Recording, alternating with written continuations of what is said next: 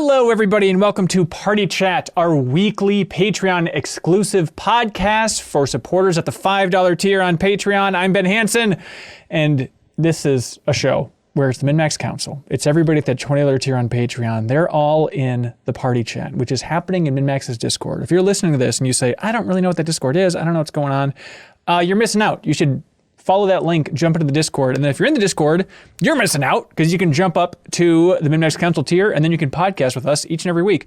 Hello, everybody in the audience right now. Flicker your hands on and off to let us know that you can hear us and that you're alive. My God, they're all ready to go. Hey, we should talk about Pokemon. Did anybody watch the Pokemon Presents on Sunday or after the fact? Want to help recap that in the audience? Feel free to throw a hand up and you can jump up and talk with us, everybody at that Min-Max Council tier. But Janet and Sarah, I already streamed my reactions to this thing. Janet, what'd you think? Give us your first impressions of the big reveal of Pokemon Violet and Pokemon Scarlet. First reactions are like, oh, it's like a weird IRL intro, and it's like, what's with the cop? And then it's like, okay, here's the gameplay, which I still don't know what's with the cop, but I don't know, maybe it'll make more sense when the game comes out. But then I was like, okay, it's sort of Arceus, but we have a house again. And then my biggest takeaway is like, okay, the next gen is coming and it's here now, like, which is insane. Like, I think the fact that it's slated for late 2022 like blew my mind that they would release 2 mainline games in 1 year. It seems wild. And there were like a lot of Reddit comments too, just about people really worried about Game Freak, about like, those folks going to be doing okay over there? Because it must not have been easy to get. I mean, I know they co-developed or they helped a little bit with Brilliant Diamond and Shining Pearl. I think it was just like the director. It was like a co-director situation. But they still were involved in some way with that. And then Arceus, that must have been a hurdle to get that out the door. And then the idea of, later this year, that thing hitting. And like, Pokemon doesn't slip that often. So it's possible it'll get delayed, but I don't know. Sarah, what stood out to you about that trailer? What popped for you? Nothing really. I was just like, we're doing this again. Like, I just finished another Pokemon game and we're doing this again. Yeah. I was looking at the environment and I was like, I'm tired. I'm tired. I'm like, I'll do it, but I'm tired. Give me Pokemon sleep. You're acting like we've been doing the Arceus formula over and over and over again. I know we just got done with the deepest dive for it, so it's like fresh in our minds, but like, I'm more excited seeing an extension of that Arceus formula than if they went back to the old classic thing, because that would ultimately be, oh my God, we're doing this again. But by December, I feel like we're all going to be hungry for more of this stuff, right? I don't know. It feels like they announced it way too close to the launch of Pokemon Arceus, in my opinion. I don't know if that was just to hit the date of their anniversary, but I really think they like jumped on it. So it really seems like they weren't confident in Arceus. They were like, and here's the next gen. That's interesting. And maybe they just kind of set the train tracks ready to go just in case people weren't on board for Arceus. But you're right. Like, it is weird in that trailer how the environments they show, it's like, here's a grassy environment with a Drifloon. Here's a poisonous swamp with Psyduck. It's like, this just looks identical to Arceus in these early shots. It's really odd. Hey, people from the community, we have Leafeon who jumped up, King Prometheus, and Bob Buel. Thanks for being here. Leafeon, since it's your namesake, what'd you think about that trailer? What stood out to you?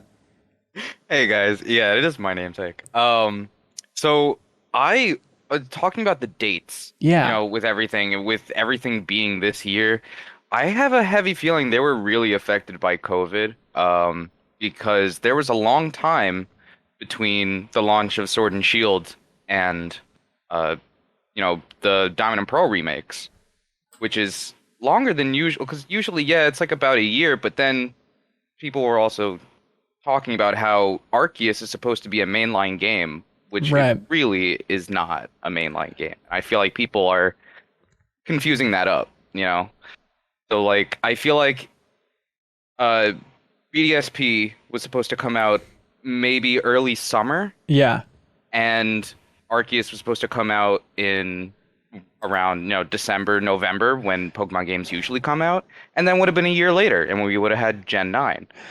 So I feel like they were probably working on these a lot longer than we think. Yeah, I could see that for sure.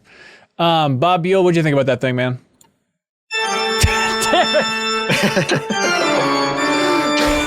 Oh, hey everybody. Fancy. Thank you. honestly, the thing that really caught me was how darn cute those starters are. Yeah. I'm very impressed. I like those 3 designs. If that's going to be an indicator of what this generation is looking like in terms of new Mon, I'm all on board. And are you staying a Quaxley man? Caxley? I'm a Quaxley man since day one. Everyone knows that about me. Though that Firestarter looks very Digimon-like, and there's like the 3rd form of that could be something absolutely wild, like a giant T-Rex with like machine gun arms or something. Yes. And I'm keeping my eye on him. But he definitely has the most room to grow. I'm very curious to see what they do with him because he's just such an outlier. So here's what we got. All right, new Pokemon. We got Sprigatito, a capricious, attention-seeking grass cat Pokemon, otherwise known as Weed Cat Online.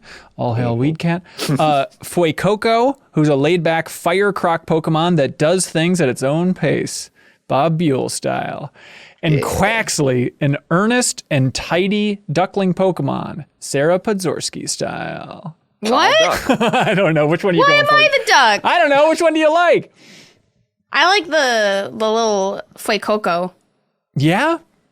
I've always been a Firestarter loyalist.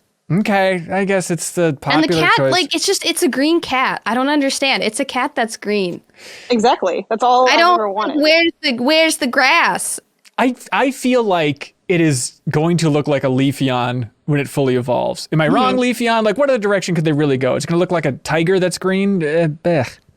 Well, it is a cat starter, so there's a whole discourse right now about whether it's going to end up on 2 legs by the time it reaches the final Absolutely evolution. will. I really don't want that to happen. Not the bipedal. But get this, what if it does end up on 2 legs, but it's not sexy?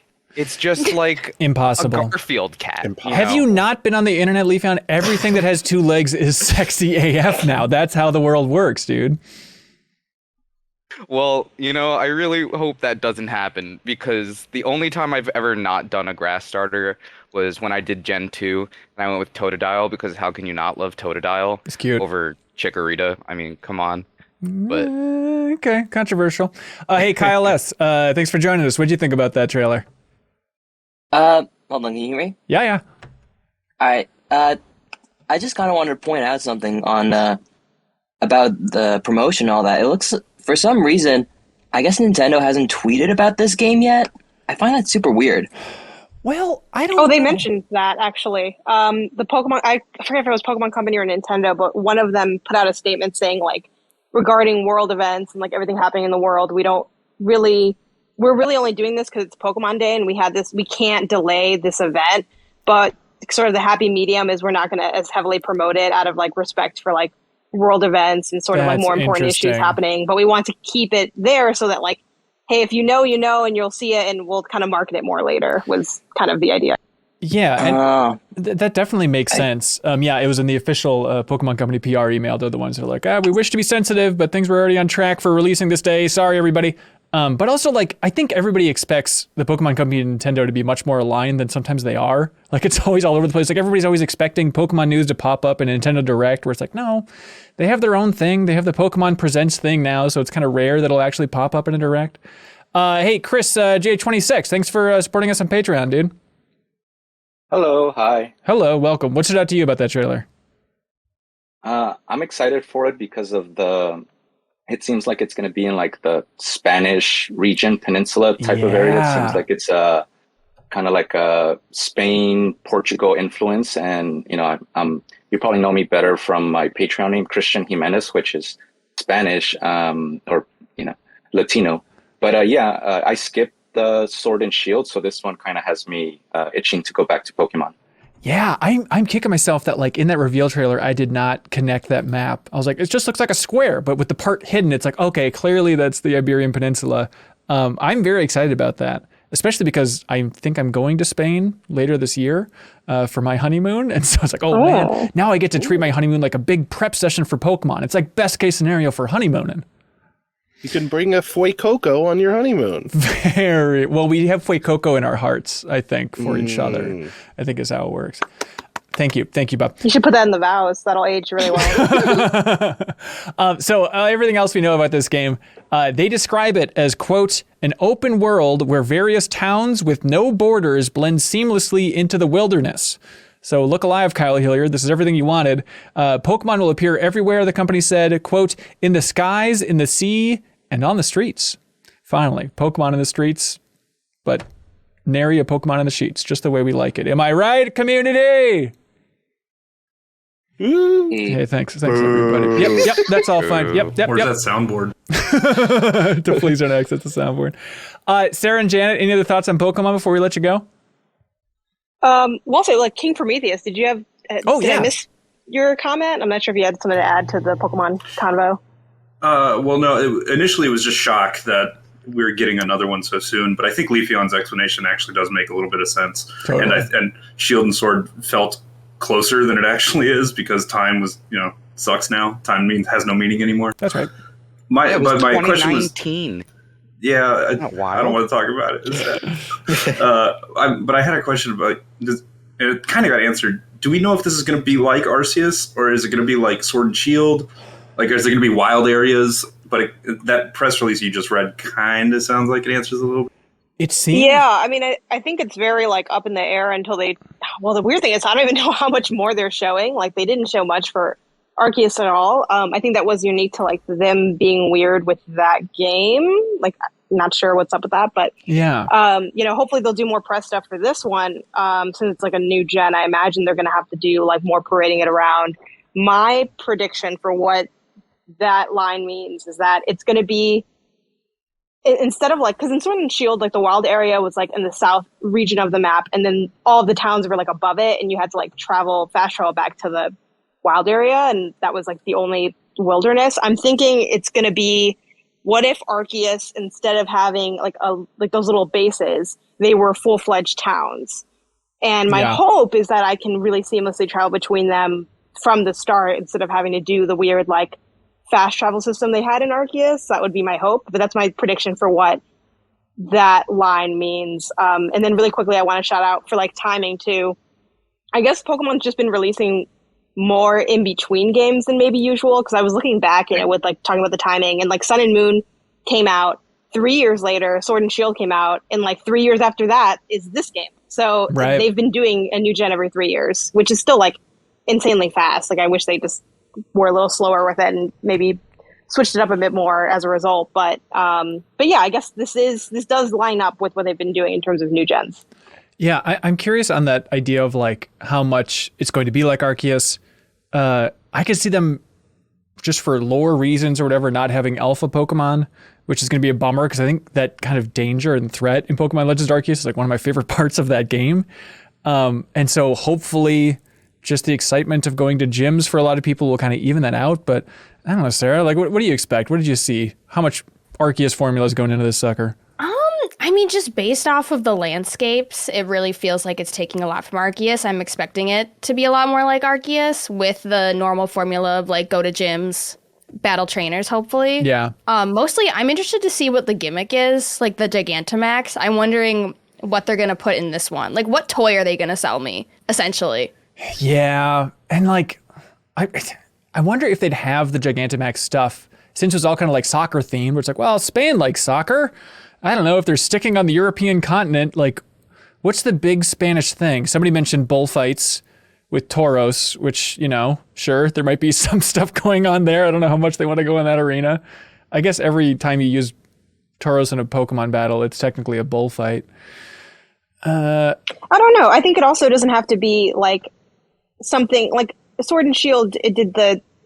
To me, like the soccer thing did make sense in the sense that it was like UK based, yes. Yeah. Like, but there's soccer everywhere except for the United States. You could have done that with like almost any of the games. Right. I think it'll be like a weird gimmick because, like, I guess like what's cultural that would make sense. Like, I don't know, but Sun and Moon, like, they danced. I don't necessarily associate that with like island life. I mean, everyone dances, like, you could have put that in any game. So I wonder if it'll be something a little bit more like move based rather than like spectacle. But yeah curious to see. Yeah, very curious to see. I really love Arceus. I'll be ready to play more of that in this year. But yeah, 2 in 1 year is wild. Content like this exists because of you. Thank you so much for subscribing on YouTube, sharing it with a friend, and especially for supporting MinnMax on Patreon. Supporters at any tier on Patreon unlock access to MinnMax's Discord, the friendliest place on the internet, where you can compete in game trivia every month to win prizes with our show Trivia Tower. Thanks so much for watching and sharing our stuff, everybody.